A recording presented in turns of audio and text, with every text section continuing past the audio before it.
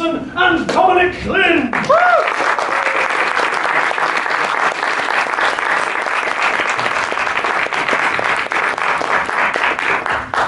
Good intro, isn't it?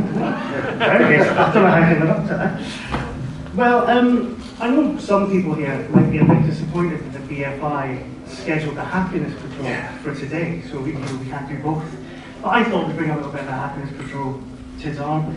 So I thought we'd maybe start with a little chat about your work on the scope of the happiness patrol. Because I think more than any, other classic news story, music's such a key part of that serial. Is that a blessing or a curse when you kind of get that job? And it's not you're not just doing the score, you're also kind of doing music as part of the score. I mean, for me, it was very much a blessing because I fell in love with the idea of combining the sort of electronic soundscape of Doctor Who with the blues, because it's not something that anyone had ever done before. I don't think electronic music and the blues generally would fit together, but that was what a great opportunity. And there are other stories in Doctor Who where music's been vital, and even at that time, what's the Delta and the Bannerman. Of course, yeah. These are very crucial to that. But I'm glad that I didn't get that one, because that wouldn't have been up my street. Sure. 50s sort of do-wop pop wasn't kind of my style of music, whereas I love the blues and jazz and electronic music, so that was kind of, for me, it's a dream commission. And obviously, it's actual harmonica music in it from Adam Byrne? Yeah, Adam Byrne, yeah. I mean, it wasn't originally supposed to be Adam Byrne, so the actor who played the role of Earl Sigma was supposed to be a harmonica player. And you know the famous thing about people who go apply for roles, they always say, can you ride a horse? And they say, yeah, of course I can ride a horse, and then they had to go off and learn how to ride a horse between the interview and the filming. But he said he could play the harmonica, but it turned out he couldn't really play the harmonica. I mean, it was quite a fraught, brief period of time where we suddenly had to reshape all our plans for the episode, because he was supposed to do it on set, and I was writing the music for it. And I went to his house and was presenting him with the music he had to play on harmonica, and he said, it's not going to work, I can't play. So we then had to have a refit very, very rapidly, and then Adam Byrne, who played the harmonica, had to, in effect, do reverse miming, because it was recorded after the thing was shot. So that was Richard Sharp was the actor.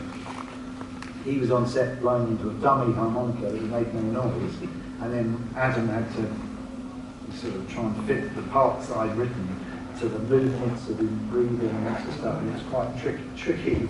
And then how did, that also must apply some editing challenges as well, you've got the footage, sort of lining up the music. Yeah, I mean the trouble is it wasn't really editing problems, because it was my problem. I had to deal with it, because there was no budget to move things around in those days. It had been planned that he was going to play it on set, and it couldn't happen. So I just had to do it. I had to make Adam's playing fit the movements as much. But I can spot it, some people can spot it, that it's not being played by the person on screen. So I wish we'd had a little more time to do it and get it right, but I was pleased with the way Adam played, because he's just a brilliant harmonica player. And he's got the blues, so he's got the blues. The actor had not got the blues, he'd got something else entirely, I don't know what it was. So it's not just the happiness patrol you have, it's not just that you've got harmonica, you've also got that beautiful guitar score in Survival. Was that quite important for you to kind of mix it up a bit and not just have fully synth? Yeah, I mean that's kind of what I like doing. I like mixing electronics with other things. So, and it just was coincidence really that I happened to get those jobs that presented that possibility. So, Survival involved guitar because the director had actually said to me, I'd like to use a guitar and I'd like to do something a bit like Dire Straits for the Alien Planet.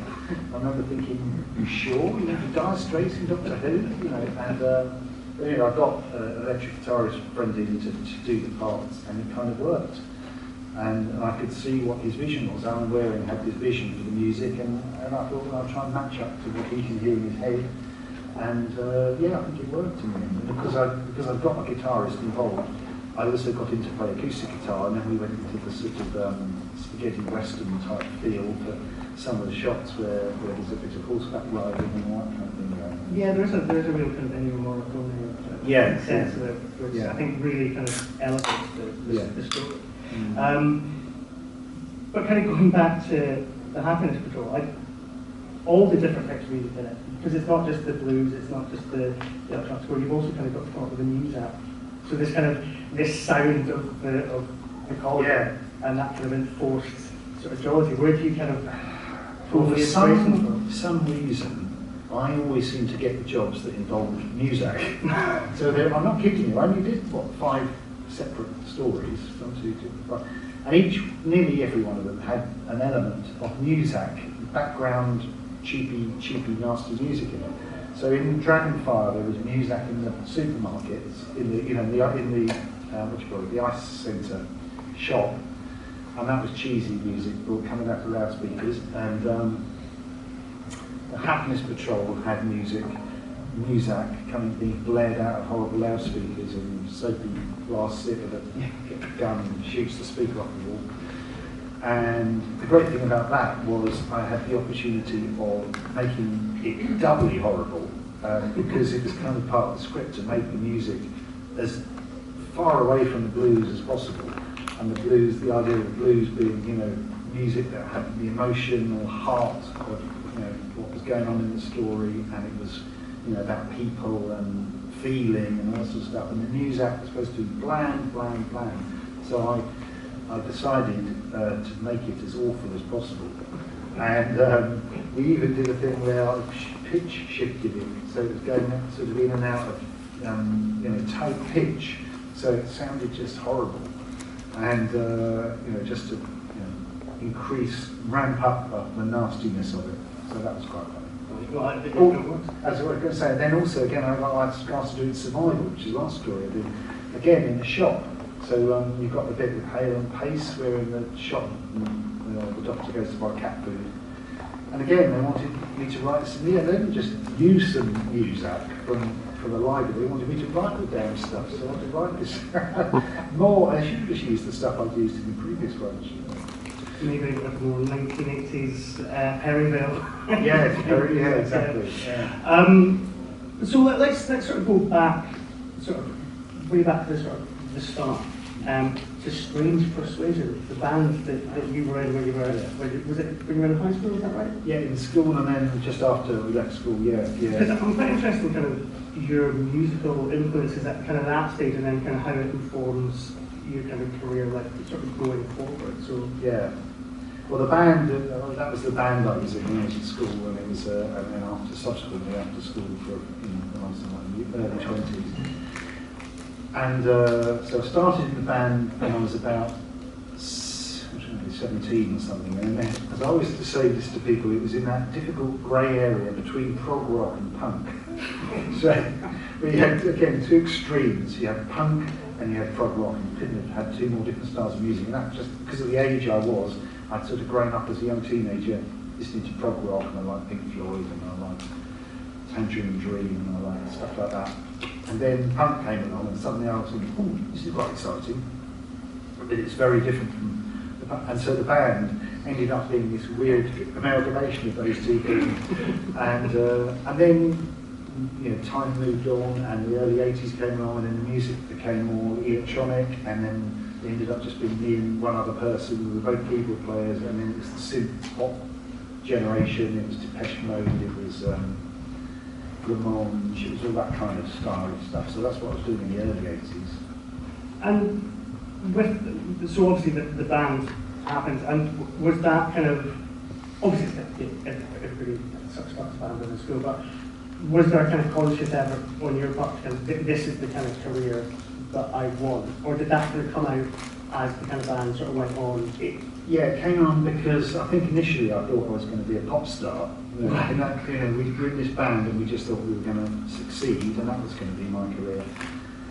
And we got a record deal. This is common story in the music industry. We got a record deal, and we went in a recording studio, recorded a single, and the record company kind of went bankrupt. And the record never came out, and the record label disappeared, and we were left in limbo. So we'd done this work, and we thought we were on the road to, you know, on top of the pops, etc., and it didn't happen. So, but I had by this time got so in love with the idea of making music for a living that I just thought, well, how can I actually do this for a job? My mate, who's the other guy in the band by this point, so just two of us, he'd already at this point gone off and got himself a proper job. And I think he'd started his own company or something like that. And I just had a day job at the civil service and a boring office job. Thought, I'm not going to do this for the rest of my life. And that's when I thought, I'll try music for TV. I could do that. And I wrote a letter to the producer of Doctor Who, John Turner, and said, I could do that. Please, can I have a job doing that? You know, how naive is that? And weirdly, he did write back and say, yes, all right. I love stories like that. With, a woman used to run the Edinburgh Film Festival. She got that job just because she wrote a letter in the Edinburgh Evening News saying how terrible the Edinburgh Film Festival was. Well, the artistic director wrote to her and said, all right, you come and do it. Well, that was kind of what happened, yeah. I mean, I did write, carefully caged it in language which wasn't too offensive, but I did say something like, I could do a better job than they're doing now. And I feel awful now that I've met all the people. I didn't really mean it, I was just trying to get some work. You know. So why Doctor Who? Was it you made a beeline for that, or were there other shows that you were kind of also... I think I made a beeline for Doctor Who because A, yes, I love Doctor Who, but B, there weren't that many opportunities for a synthesizer musician, keyboard player, to write music for TV that was overtly electronic. And what happened was I wrote to John Turner of Doctor Who, and he was interested. I sent him a demo tape, and he was very interested in the demo tape, which was actually quite experimental. When I listen back on it now, I've got a cassette, and it's really quite out there. But he liked it and said, send me some more, and I sent him a few demos. But I didn't actually know how to do the finer detail of how you make music fit a TV program. So again, this is one of those things, I rang up the BBC. I don't think you can ring the BBC. Hello, is that the BBC? Yes. And I spoke to the producer of a show called Tripods, which was, if any of you don't know, it was another sci-fi show aimed at children, based on a series of books, and there was 2 or 3 series of it. And it was the closest thing to Doctor Who that the BBC were doing, and they had music by an electronic composer. And I rang the producer of that programme and said, I think I'm about to get offered the work writing music for Doctor Who, but I need a bit of guidance. I've never done this before. Is it possible to shadow your composer for a day so I can learn how he does it?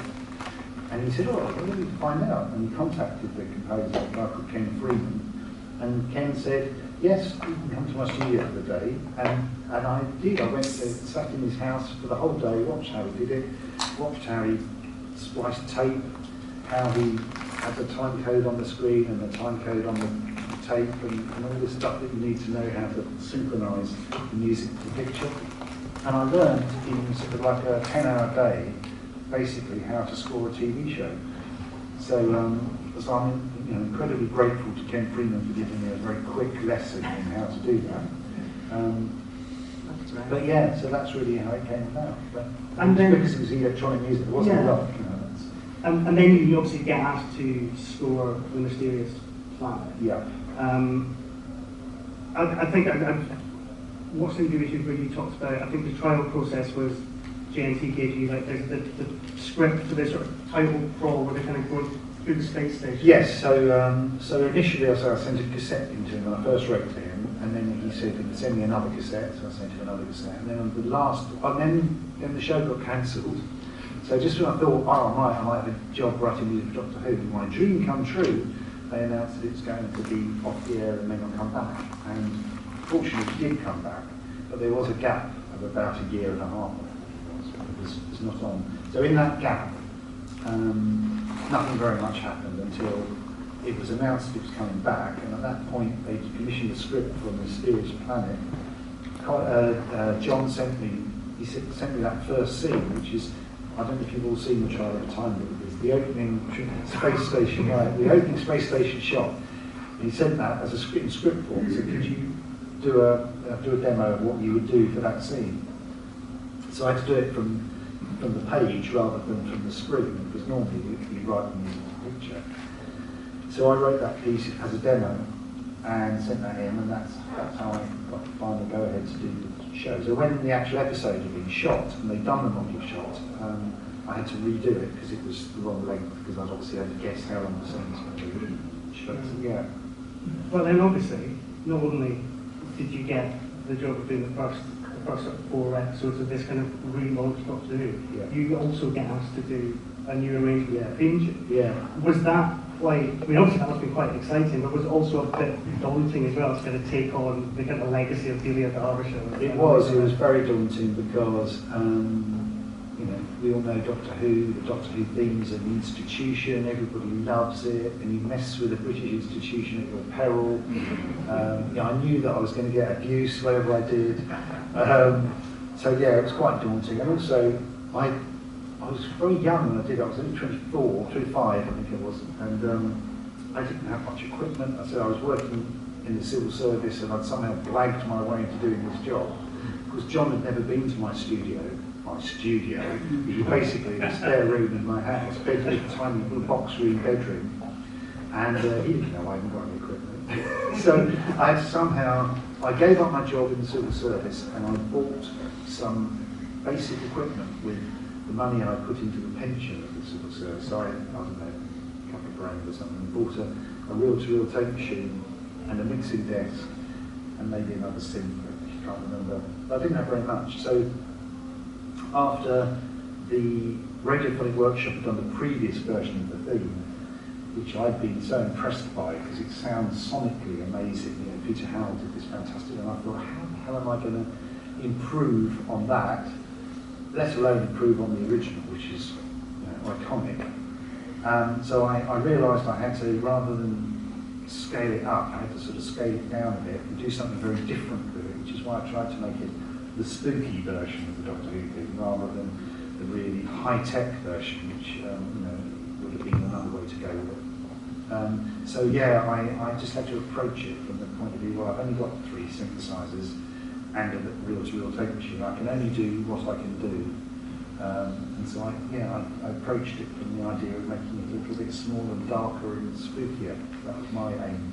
And did you get much feedback from GMT and sort of like the sort of direction he wanted it to go in? Yeah, well, I did, and then I have to confess, it's about the only time I've ignored the brief. So normally my mantra is to, if you're doing a job for somebody you've been commissioned, is follow the brief, because you've got to do what they want you to do.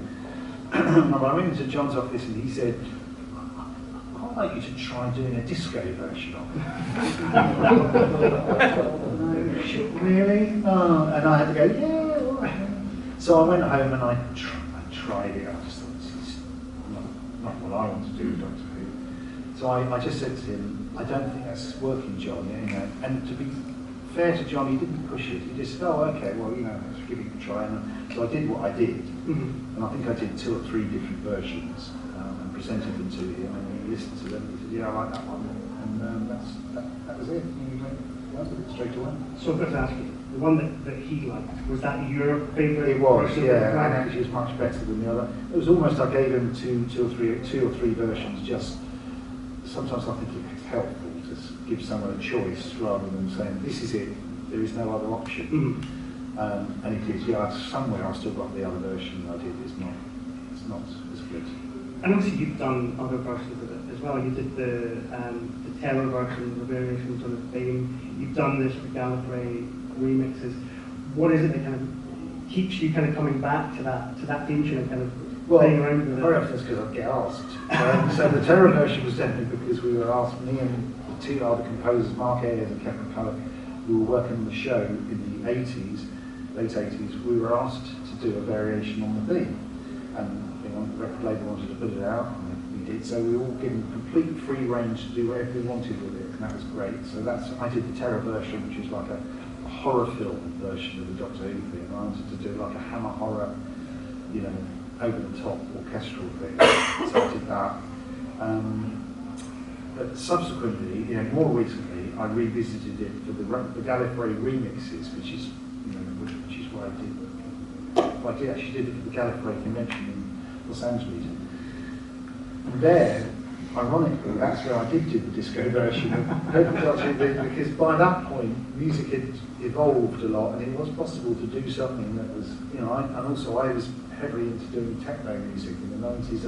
I'd already developed an interest in dance music, but not disco. So in the 80s, disco was usually quite light and fluffy, and I didn't want the Doctor Who theme to be light and fluffy, so that's why I rejected the idea of doing disco. But later on, there was nothing to stop you having a straight kick drum and a dance rhythm, but still it being a bit dark and bluesy, and that's what I ended up doing with the Gallifrey remixes.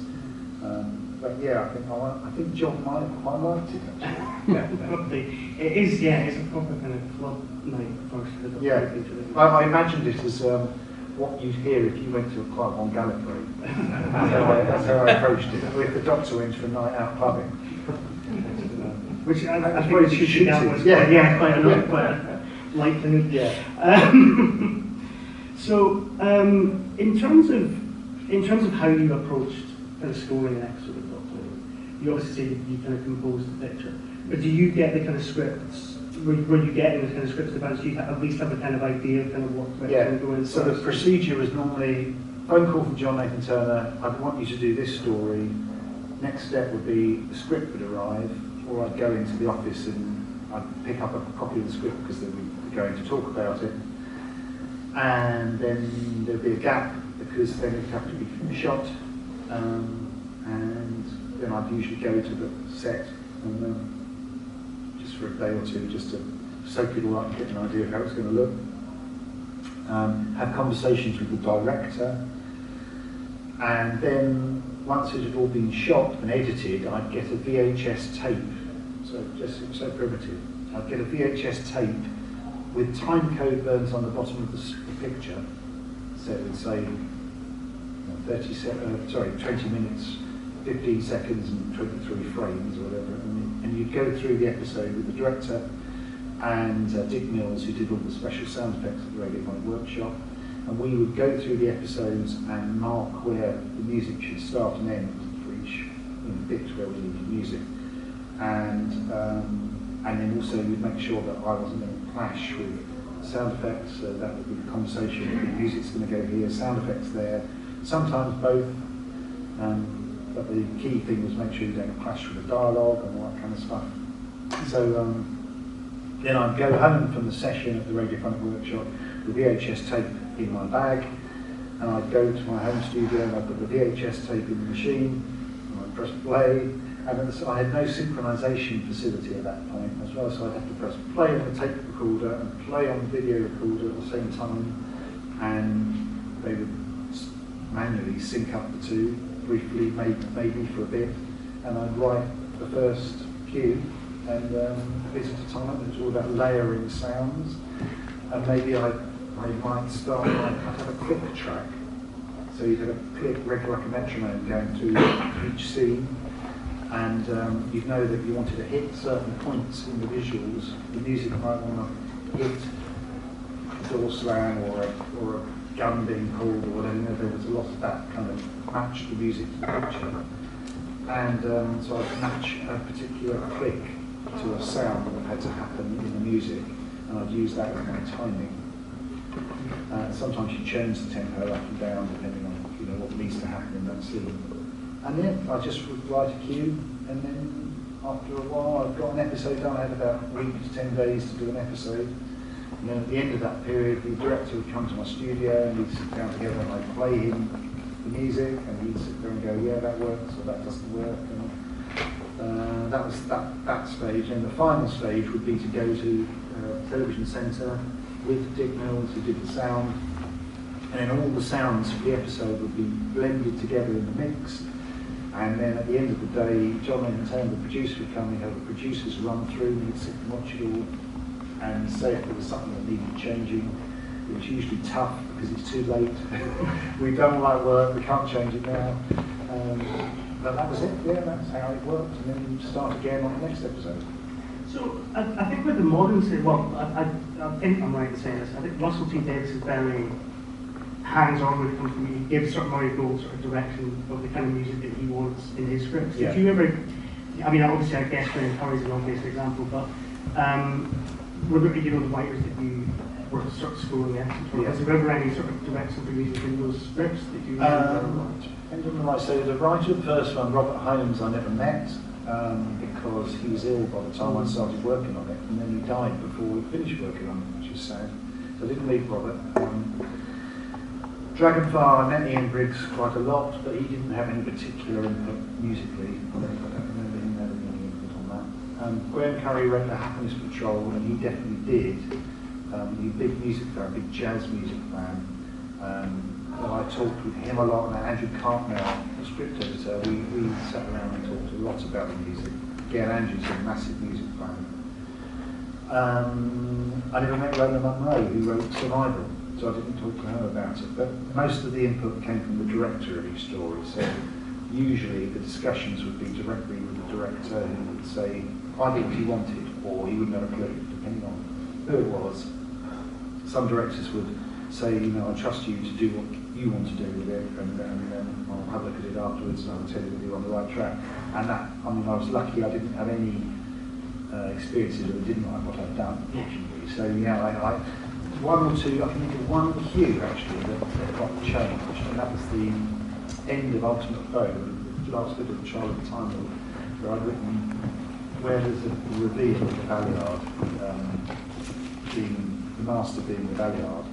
Yeah, I did a very big doomy score at that point, and I think Chris Pluck decided it was too discordant and bizarre. We changed at one cue, but I don't think anything else ever got changed, which is interesting. That's pretty good, isn't it? Yeah.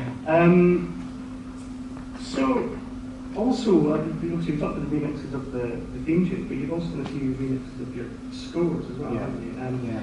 How did that come about? Well, it came about because the Gallifrey remixes, as I say, was the first one I did, which was really came about because I did a convention in LA, and I thought, what can I do that's a bit different when I do a panel? Because I'm not an actor, I'm not really a sort of entertainer, but I am a musician, so I thought, well, I could do some kind of musical performance. And I thought, well, why don't I just take... I'd never been entirely happy with my arrangement with the Doctor Who theme, partly because, as I say, I was a naive 25-year-old with no equipment, and I just never felt I achieved the sonic capability I would have liked to have done. So I thought that was an opportunity for me to, with the years of experience I'd gained since then, learning how to produce and everything, I'd try and do an updated version of how I do it now, kind of thing. So that's how that came about. And it just went very well, and everybody wanted to buy it. And so I did the EP, 4 mixes of the Doctor Who theme, and then people kept saying, why don't you do more? And I just said, well, what could I do? And then, I know what the other thing was, as I said, I used to do a lot of techno music, and I knew a lot of DJs and music producers who would come up to me and ask if they could have my tapes of the Doctor Who stuff that I'd worked on, because they wanted to sample it. And I'd always turn them down.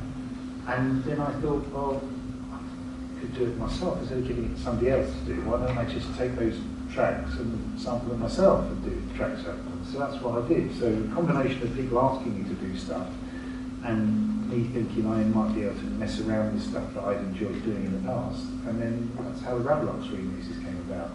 Again, I thought I could revisit the Terror version, revisit the Trial of the Time Lord opening credits music, and it just sort of grew and evolved from that. And then the next one I did was actually directly the whole thing dedicated to the Happiness Patrol, which there was a wealth of music in, and I enjoyed doing it, and the work of the harmonica player was great. I could see life in bringing it, reviving it, and doing something different with it. Enough to be recognisable for anybody who knows the Happiness Patrol.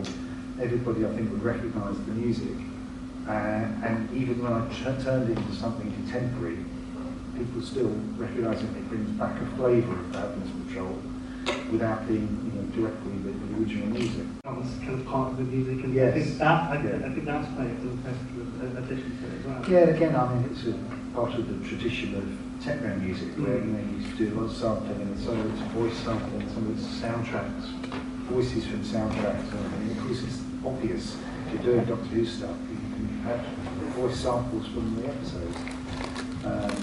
And I've even done the famous Colin Baker speech in Trial of the Time Lord, where he says about Daleks on Tar and Cyber and listed in the nursery compared to them. That's a great speech from the Sixth Doctor.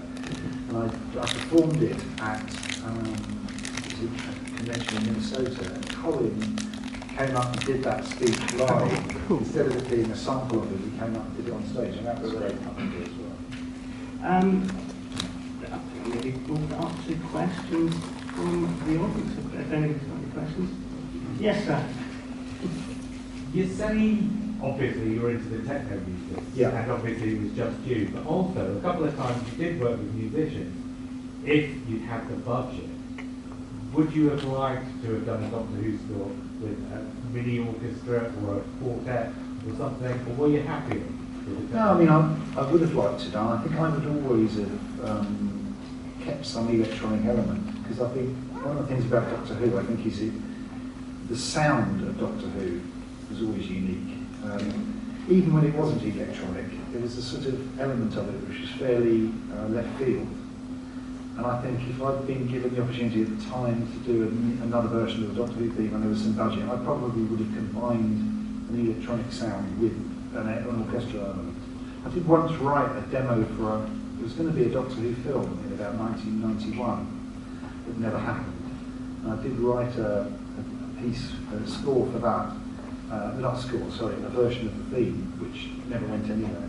But that was an orchestral, sampled orchestral arrangement, but it was written as a demo for a full orchestral version. Did you ever keep a copy of it? What was, sorry? Did you keep a copy of it? I did, yes. I have it somewhere in a drawer. Do you remember what the film, because I mean there were so many sort of various attempts to sort of do Doctor Who films like the names, but it was, I can't remember the guy that was going to make it. It was one of the aborted attempts to turn it into a film, about very early 90s. Philip someone. Well, Philip who did eventually going to do the TV movie. Yeah. Was it him? Or was it something? Was it Johnny Byrne did The Last of the Time Lords? I can't remember what you would know. That's about 89 to 90. Yeah, I think it was Johnny Byrne's script right, that was going to be made. But I don't know whether my demo ever made it to the producer. I don't know. I remember doing it and sending it to someone or other. I don't ever remember it going. But I have got it somewhere. Maybe I'll do a remix of it. I think we'd all love it. Has anyone else got any questions? What? No, man in the baseball cap. Is there a story from your era that you would have liked to have done the score for? I would have liked to have done Remembrance of the Daleks. I mean, it's not from my area. I would have loved to have done any Cyberman story, although I didn't really like Silver Nemesis. But yeah, I always wanted to do the scary ones. That was always my thing. I wanted to do scary Doctor Who because I grew up being scared by it. So probably would have quite liked to Curse of Fenric actually. But Mark did a good job on that, so I can't really blame him. I suppose the closest you get to scary Doctor is probably Dragon. Yeah, although to me, I always felt Dragonfire was a quite interesting script, but again, it was let down by its studio-ness. It was very studio-y, and by that point, I'd lost the sort of element of getting scared by it. Got brightly lit. But you do, I mean, in the score fight, you do bring in sort of audience. Yeah. So that was why it's still, I would still be aiming to make it scary. Yeah. And so people, had commented that it was quite scary. And that's the whole thing about Doctor Who. I always thought that the score was part of what made it scary. And I wanted to keep that tradition going. But one of my slight criticisms of Doctor Who now is I don't think the soundtrack is scary. Whereas I think it was one of the key elements. You didn't have to look at the screen, you could turn away and still be scared. It's more sort of emotion-led now, I think. Yes. It's just the scores now, it's kind of telling you how to feel, kind of thing, rather than kind of building an atmosphere. Yes. I thought the second act of all those Yes. scores, I think, were very good in terms of building atmosphere. No, I agree actually, yeah. But it's been more difficult to, it's that sort of postmodern thing. So, it's very difficult to be as experimental as we used to be. I mean, if you look at Doctor Who in the 70s, it was very experimental, and the 60s, very experimental. But now, people don't take the same sort of risks. Partly maybe because money rested on everything. Yeah. I often talk about the score to the Sea Devils, which is, we talk about risky, it's really, really out there. And it just wouldn't be allowed now, you know what I mean? And there's lots of things I think our risk factor has gone. There used to be a show you probably heard of, and many of you have seen, called Sapphire and Steel. Now, Sapphire and Steel was so subversive in the sense that it was a show that was about other worlds, the paranormal, just weird, absolutely weird. And yet it was on prime time ITV at 7 o'clock in the evening. You never get a show that out there at 7 o'clock in the evening on ITV. I suppose the other thing that's different now is you have one composer. Yes. You know, you don't have that thing. I think with classic Doctor, it's as much, you bring a different lights, bring different effects, you bring different composers, and I think classic Doctor is very much ensemble on every single level. You bring in different people. It's, and that has changed. You do kind of, I guess, you end up with a house style. Yeah, and I'd love it if they went back to having separate composers, because I think all that Doctor Who, unlike any other show that I can think of, is every story is separate. They're all, you get several episodes maybe, but they're all, if you've got one story set under the water, in the oceans, and then you've got another story set in Roman times, and then you've got a story set in, the Wild West or whatever, it allows Doctor Who to be every story to be like a different series. That's the great thing about Doctor Who, and that's what's gone on for so long. It's not repeating the same thing all the time. And therefore, it makes sense for me. Like they changed the production team, they changed the director, and they changed the art director, and all the team changed. I don't know why they keep the composer the same. I think each story should have a different composer. Maybe you've got 3 or 4 people that are doing shows, so it's not every story is different. Yeah. But that's what we did in the 80s. We rotated around different composers to a different story. And the result, and also we never repeated music. So you never had music that you'd written in a previous story didn't get used in a new story. It was always, everything was written entirely from scratch for that story. And which I think helped to create a real style for that story. So when you talk about the Happiness Patrol, I think the soundtrack of the Happiness Patrol really would only work in the Happiness Patrol. People, if they know the music, they hear it and they go, play the Happiness Patrol. Because I think maybe it's become a little bit more generic now, which is where they use PQs and stuff like that. Because one episode is not orally distinctly different from another episode. That's the thing.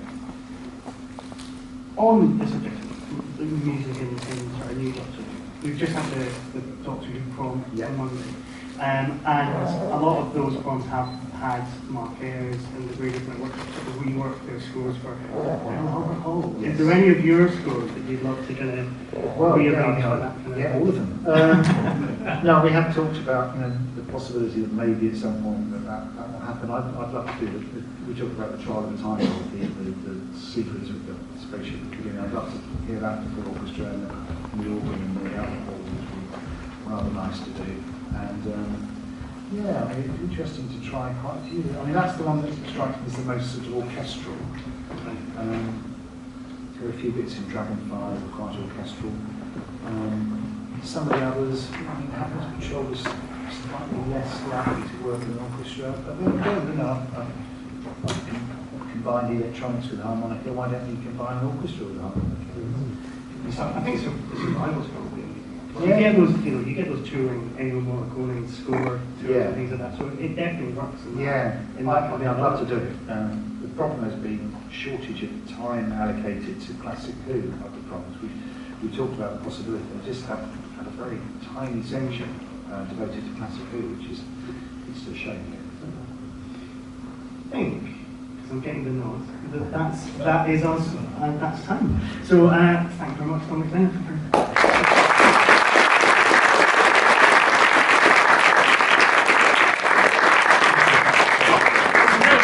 Appreciation for Mark Johnston.